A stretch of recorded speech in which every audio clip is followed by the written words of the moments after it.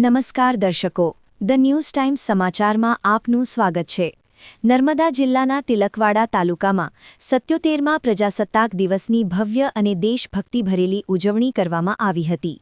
તાલુકા કક્ષાનો મુખ્ય કાર્યક્રમ અલવા ખાતે યોજાયો, જ્યાં મામલતદાર મનીષ આર્યાના હસ્તે રાષ્ટ્રીય ધ્વજ ફરકાવવામાં આવ્યો અને રાષ્ટ્રગાન સાથે ઉજવણીની શરૂઆત કરવામાં આવી।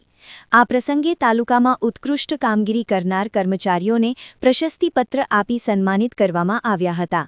તિલકવાડા મામલતદાર કચેરી, તાલુકા પંચાયત, પોલીસ સ્ટેશન, ગ્રામ પંચાયત, પ્રાથમિક શાળાઓ તેમજ રેવા ગ્લોબલ સ્કૂલ સહિત વિવિધ સરકારી અને શૈક્ષણિક સંસ્થાઓમાં પણ મહાનુભાવોના હસ્તે ધ્વજવંદન કરવામાં આવ્યું।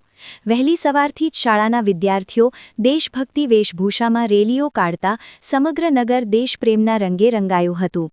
વિવિધ શાળાઓમાં દેશભક્તિ ગીતો, નૃત્યો અને સાંસ્કૃતિક કાર્યક્રમો દ્વારા પ્રજાસત્તાક દિવસની ઉજવણી ઉત્સાહ અને ગૌરવભેર કરવામાં આવી હતી।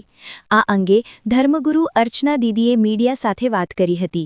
આવો સાંભળીએ શું કહે છે અર્ચના દીદી। જય હિન્દ, જય ભારત। આજનો દિવસ એટલે ગણતંત્ર દિવસ।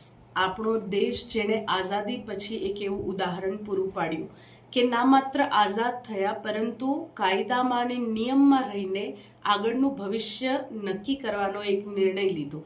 અને એ દિવસની ઉજવણી જ્યારે આપણે કરીએ છીએ ત્યારે સમાજને એ જ સંદેશ કે જે જાગૃતિ માટે, જે વિકાસ માટે થઈને આપણા મહાનુભાવોએ આ નિર્ણય લીધો હતો, એના પર આપણે કાયમ રહીએ, નીતિમાં રહીને જીવન જીવીએ અને ગણતંત્ર, લોકતંત્ર એનું સન્માન કરીએ અને આગળ વધીએ। પોતે અને પોતાના બાળકોને આજના દિવસની વિશેષતા સમજાવીને ભારત દેશના સન્માનમાં હંમેશા નતમસ્તક રહીએ।